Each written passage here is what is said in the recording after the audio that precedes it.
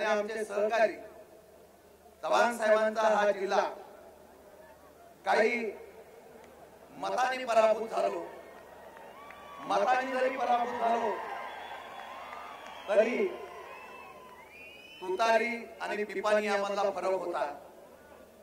मी पराभवाला कधी घाबरत नाही।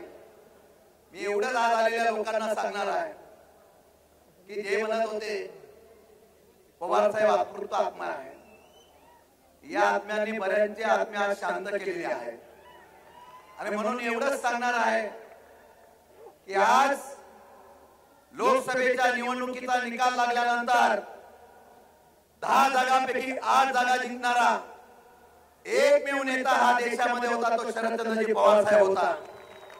आणि या नेत्याच्या माध्यमातून मगाशी रोहित दादा म्हटल्याप्रमाणे आता खरी परीक्षा जी आहे या विधानसभेच्या निवडणुकीची आहे। साहेब, तुमची महाराष्ट्राची निवडणूक महाविकास आघाडीची, आपण असाल उद्धवजी ठाकरे असेल किंवा काँग्रेस असेल, तिसऱ्या आणि चौथ्या कार्यकर्त्यांनी आणि सर्वसामान्य जनतेने ही निवडणूक हातामध्ये घेतली होती। इतिहास ऐतिहासिक झाला आणि हा ऐतिहासिक इतिहास आता जिवंत ठेवायचा असेल तर समोरच्या कार्यकर्त्यांना एकच विनंती करेल की माझा नेता या ठिकाणी लढतोय, आता आपली परीक्षा आहे। जसे छत्रपती शिवाजी महाराजांसाठी 7 वीर जोडले होते, साहेब आमच्यासारख्या कार्यकर्त्या महाराष्ट्राची पण जबाबदारी द्या, तुमच्यासाठी पक्षासाठी अवरात्र झटू आणि हा इतिहास घडवण्याचा निश्चितपणाने प्रयत्न करू।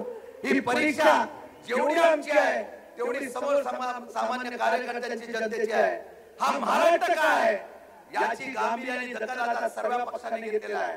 आता पक्षाला कळलं मराठा, आता पक्षाला कळलं मुस्लिम, आता पक्षाला कळलं ओबीसी, समाजाच्या जातीय ध्रुवीकरणामध्ये अखंड पुरोगामी महाराष्ट्राला फोडण्याचा प्रयत्न करणारा आता पक्षाची मतं पाडण्याचा वेळ येते। आता आपण कष्ट करूया आणि या नेत्याला या वर्षामध्ये होणाऱ्या 5 महिन्याच्या निवडणुकीमध्ये या महाराष्ट्रामध्ये शरदचंद्रजी पवार साहेबांचा विचाराचं सरकार करून देण्यासाठी इतिहास घडवूया। आम्ही लढायला तयार आहोत, तुम्ही पण तयार आहात, हा सिद्ध करूया। जय हिंद, जय महाराष्ट्र।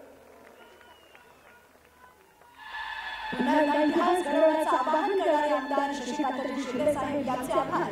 यानंतर माजी मंत्री सन्माननीय आमदार प्राजक्तजी तनपुरे यांना मी आपल्या बरोबर काही विचार व्यक्त करण्यासाठी आमंत्रित करते।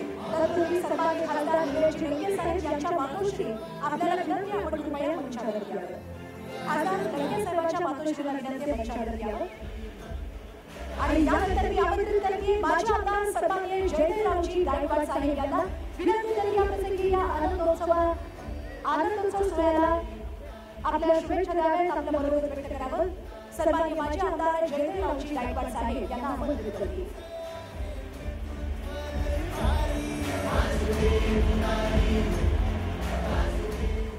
छत्रपती शिवाजी महाराज, क्रांतिवीर ज्योतिरावजी फुले, राजर्षी शाहू महाराज, डॉक्टर बाबासाहेब आंबेडकर यांच्या विचारांना माता एबीपी माझा, उघडा डोळे बघा नीट।